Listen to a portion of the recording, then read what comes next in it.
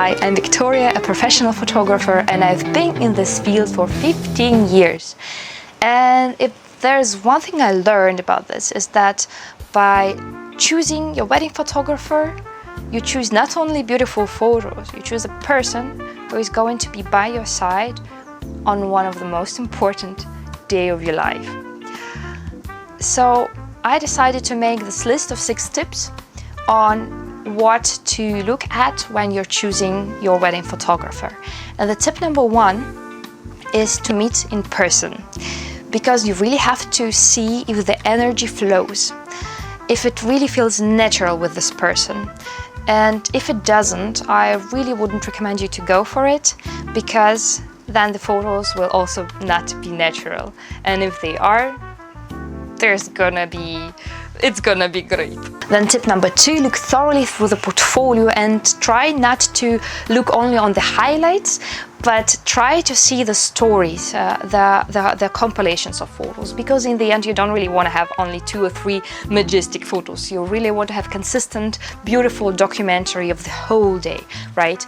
So there are 2 approaches that I personally use, and I think I decided that this is the perfect mix for a wedding photography.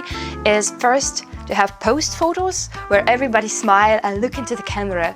I know it sounds cheesy, but for the parents, and it's sometimes so nice to have printed photos where everybody are seen and where your smiles and eyes are in the center of attention.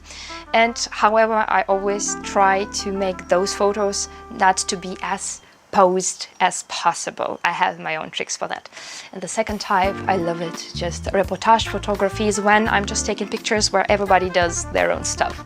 I think those are one of the best ones that I have. Tip number 3, look at the experience, because experience in wedding photography, it does matter, because sometimes weddings change so drastically and you really want your photographer to be very self-secure so that he could easily adjust to any changes that are going on, any type table shifts and burnt dresses or anything else that can come. Tip number 4, clear pricing.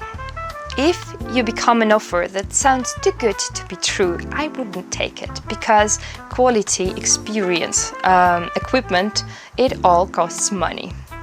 So a professional photographer has really transparent pricing with no add-on costs later on. So have a look at that.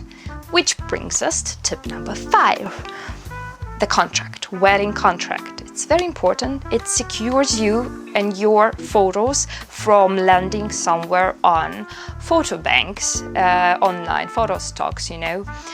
So make sure your photographer signs that your photos are yours and they cannot be used without your permission anywhere.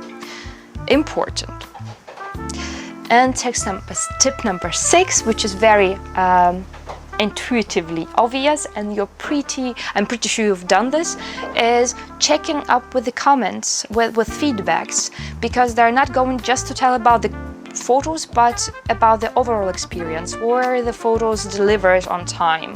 How was the delivery? How was the day itself? Was the photographer very, very gentle and fun to be with?